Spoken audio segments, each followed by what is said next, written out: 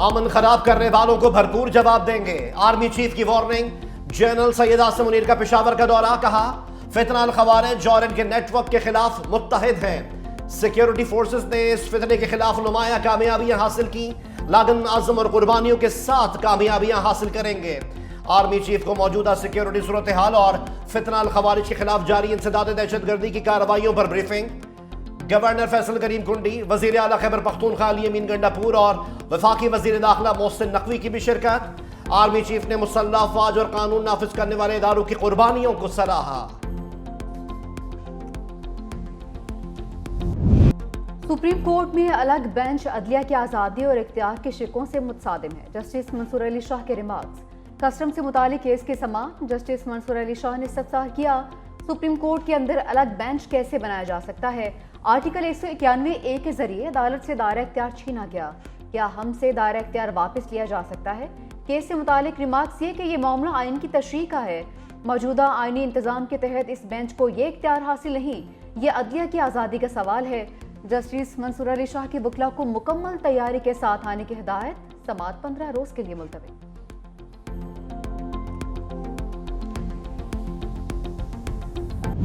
अगर कोई army officer आइन मुअत्तल करता है तो क्या सजा है। जस्टिस मसरत हिलाली के रिमार्क्स।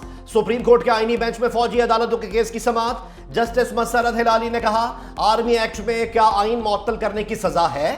वकील ख्वाजा हारिस ने कहा, आइन के आर्टिकल 6 में आइन। ने कहा, आर्मी एक्ट के मुताबिक तमाम जराइम का इतलाक फौजी ऑफिसर्स पर होगा।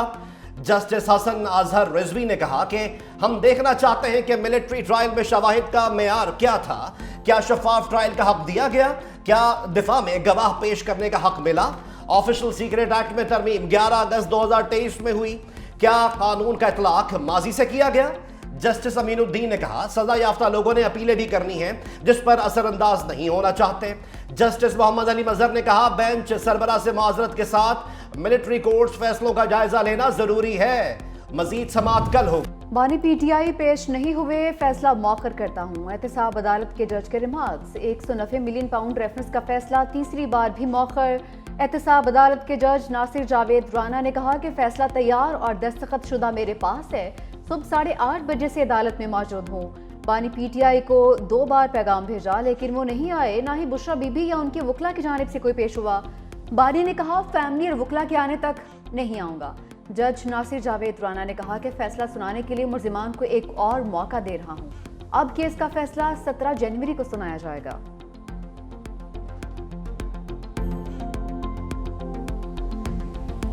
अल-कादिर यूनिवर्सिटी वजीर आजम इमरान खान साहब ने बनाई। यहाँ पे गवर्नमेंट के वज़रा वो उठ के कल रात से डिसीजन जो है वो सारी दुनिया को दे रहे हैं। क्या उन्होंने डिसीजन लिखा है? बरतानिया की एजेंसी और प्राइवेट बिजनेसमैन के दरमियान एक डील होती है, वो पैसा सुप्रीम कोर्ट के अकाउंट में आता है। इस पे वजीर आजम इमरान खान साहब या बुशरा बीबी का लेना देना क्या? कोई चीज नहीं है। सबसे पहली बात तो यहाँ पे इन्वेस्टिगेशन होनी चाहिए कि हसन नवाज ने वो प्रॉपर्टी ली कैसे वन हाइट पार्क की। पहले इब्तिदा तो वहां से शुरू करें। अल-कादिर का फैसला क्या वुज़रा ने लिखा है? उमर अयूब बरस पड़े। ऐवान से खिताब में कहा, वफाकी वुज़रा केस पर अपने फैसले दे रहे हैं।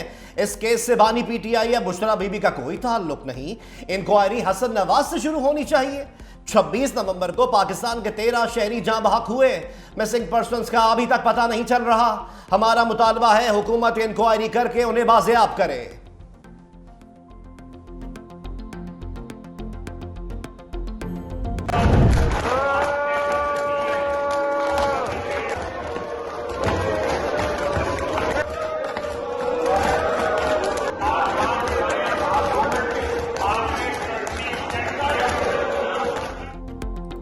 कौमी असम्बली में ऊ की आवाज़ें। वज़ीर दिफा ख्वाजा आसिफ बोलने आए तो अपोजिशन अरकान का शदीद एहतजाज। डेस्क बजाए नारेबाजी करके माहौल गरमा दिया। अपोजिशन अरकान का वॉकआउट।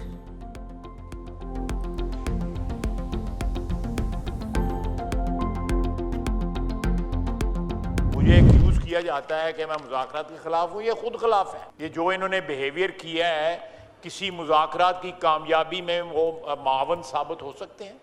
ये सिर्फ हमारी जिम्मेदारी नहीं है इस हाउस को चलाने की, उनकी भी जिम्मेदारी है इस हाउस को चलाने की। अगर वो डिसरप्ट करते हैं तो मैं तो कहूंगा कि मुज़ाकरात जो है डिसरप्ट कर रहे हैं। छोड़ें इस ड्रामे को जो है लगाया हुआ है, जो है मुज़ाकरात जो है। आज से 15-20 दिन पहले वो मुज़ाकरात कहते हैं, मुज़ाकरात ही नहीं करने। ये अब क्या शफ हो रहा है? अब क्यों बात कर रहे हैं? ख्वाजा मोहम्मद आसिफ का पीटीआई के एहतजाज पर लफ्जी एक्शन। कहा, मुझे कहा जाता है कि मैं मुज़ाकरात का मुखालिफ हूं, लेकिन इनके इस रवैये पर कैसे मुज़ाकरात होंगे? तहरीक इंसाफ मुज़ाकरात के लिए संजीदा नहीं, ये सिर्फ ड्रामे कर रहे हैं। कहते थे कि हुकूमत के पास तो मैंडेट ही नहीं, अब ये क्यों शुफ शुफ कर रहे हैं? मजीद कहा, स्पीकर साहब, आपने ऑपोजिशन को मौका दिया, इन्होंने एहतजाज के जरिए आपको जवाब दिया। क्या ऑपोजिशन के इस रवैये पर मुज़ाकरात हो सकते हैं? वजीर इत्तलात अताउल्लाह तारा ने कहा, आज ऑपोजिशन लीडर ने कहा कि 13 बंदे मरे हैं, ये फलस्तीन की वीडियोस फैलाते हैं और सड़क को खून खून कर देते हैं। उमर अयूब को पता नहीं कि किस इदारे के खिलाफ बात कर रहे हैं। क्या इनमें इतना हौसला नहीं कि हमारी बात सुन सकें? वजीर इत्तलात पंजाब अज़मा बुखारी कहती हैं, फैसला फैसला का राग अलापने वालों का पूरा टब्बर अदालत से गायब है। जज 2 घंटे चोरों के टब्बर का इंतजार करता है। हम सिर्फ ये पूछना चाहते हैं कि क्या ये जो अलकादर ट्रस्ट वाला जो फैसला उन्होंने डिले किया, ये क्यों डिले किया, वजह क्या है? हम समझते हैं कि ये एक सोचा समझा एक साजिश है, एक मंसूबा है। अपर जो उनकी कोर्ट्स हैं उसको मैनेज करने के लिए और नए जजेस की इंडक्शन के लिए कर रहे हैं, ताकि वहाँ भी ये अपना मनपसंद फैसला जो है ना वो जारी रख सके। शक है अलकादिर केस का फैसला बड़ी अदालतों में हुकूमती जजेस के आने तक मौका रखा जाएगा। असद कैसर का इल्जाम। पार्लियामेंट के बाहर मीडिया से गुफ्तगू में कहा कि मुज़ाकरात पर ख्वाजा आसिफ और दीगर लोग प्रोपेगेंडा करते हैं, हम मुज़ाकरात में संजीदा हैं। बैरिस्टर गौहर ने डील की खबरों को मुस्तरद कर दिया। कहा कि 190 मिलियन पाउंड रेफरेंस का फैसला न आना डील का नतीजा नहीं है, फैसला जज ने खुद मौखर किया। ट्रायल कोर्ट का हमारे साथ रवैया मुनसिफाना नहीं है, केस बेबुनियाद है, बानी पीटीआई पर दबाव डालने के लिए बनाया गया है। सलमान अकरम राजा ने कहा कि मुज़ाकरात और मुकदमे का आपस में कोई ताल्लुक नहीं, डील नहीं कर रहे, इंसाफ के लिए मुज़ाकरात कर रहे हैं। अलीमा खान बोली, बानी चाहते हैं जल्द सजा सुनाएं ताकि केस हाई कोर्ट में लेकर जाएं। डील सुन सुन कर तंग आ गए, फैसला मौखर करने पर बानी पीटीआई बिल्कुल खुश नहीं होंगे।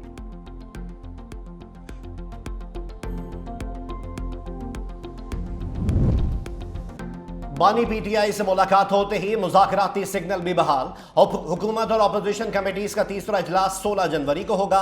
असद कैसर का स्पीकर कौमी असम्बली सरदार अयाज सादिक से राब्ता। तहरीक इंसाफ अपने मुतालबात तहरीरी तौर पर पेश करेगी। स्पीकर कौमी असम्बली ने हुकूमत और अपोजिशन रहनुमाओं को इजलास से कबल भी बुला लिया। कौमी असम्बली के माहौल को बेहतर और खुशगवार रखने पर जोर दिया जाएगा।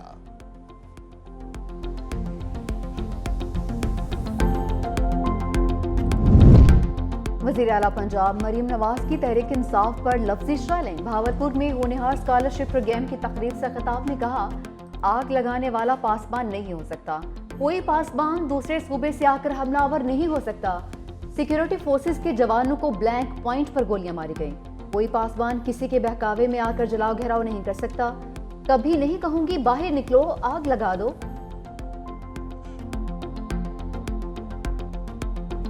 मुज़ाकरात का मकसद ये नहीं कि आप 9 में जैसे खौफनाक जुराइम से आप बच सके, जो तोशाखाना में किया वो आप बच सके। मुज़ाकरात का मकसद ये नहीं है कि जिस तरह बोलदार साहब की हुकूमत में कौन चला रहा था, किस तरह चल रही थी, वहाँ पे किस तरह ट्रांसफर पोस्टिंगों की दुकानें खुली हुई थी, वो सारी चीजें आपको माफ हुई जाए। मुज़ाकरात पार्टी से पार्टी टू पार्टी होने चाहिए। किसको नहीं पता कि इमरान खान ने घड़ी जो है वो ली, घड़ी बेच के फिर ये झूठ बोला। प्राइम मिनिस्टर था, बोले मैंने वो पैसे से जो सड़क बनाई। कौन नहीं जानता कि 9 मई को उसकी गिरफ्तारी पर जो है जो कुछ हुआ उसके पीठ पीछे इमरान खान नहीं था। शर्जील इनाम मेमन ने तहरीक इंसाफ को खरी खरी सुना दी।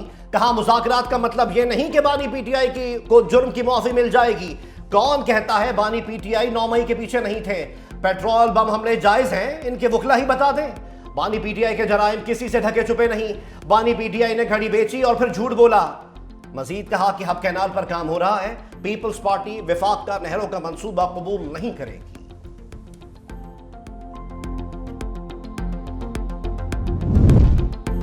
सियासत में फितना, फसाद, नफरत और लड़ाइयाँ चल रही हैं। मौलाना फजलुर रहमान कहते हैं, पार्टी में बातें चल रही हैं, फलां किस मफाद के लिए आया। 26वीं आईनी तरमीम में पहला हमला इंसानी हकूक पर किया गया। हमने 56 में से 34 शिकों पर हुकूमत को दस्तबरदार किया। हुकूमत को सिर्फ 22 शिकों पर लेकर आए। मदारस की जंग हमने लड़ी और कामयाब भी हो गए। सूबा सिंध। बानी पीटीआई की अहलिया बुशरा बीबी का कानूनी इम्तिहान। 26 नवंबर एहतजाज केस में 3 अबूरी दरख्वास्त जमानत मुस्तरद। एडिशनल सेशन जज मोहम्मद अफजल मजोका ने इस्तफसार किया, आपने अभी तक जमानती मचल के ही जमा नहीं कराए, अदालत के हुक्म पर अमल दरामद भी नहीं कर रहे। 3 अबूरी दरख्वास्त जमानतें खारिज की जाती हैं। बुशरा बीबी की थाना रमना में अबूरी दरख्वास्त जमानत में हाजिरी से इस्तिस्ना की दरख्वास्त मंजूर। अबूरी जमानत में 23 जनवरी तक तौसी।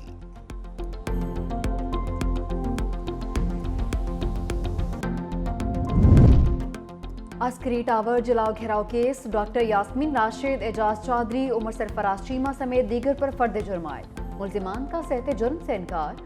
इंसदाद दहशतगर्दी अदालत लाहौर ने आइंदा समात पर गवाहों को तलब कर लिया। समात 27 जनवरी तक मुलतवी।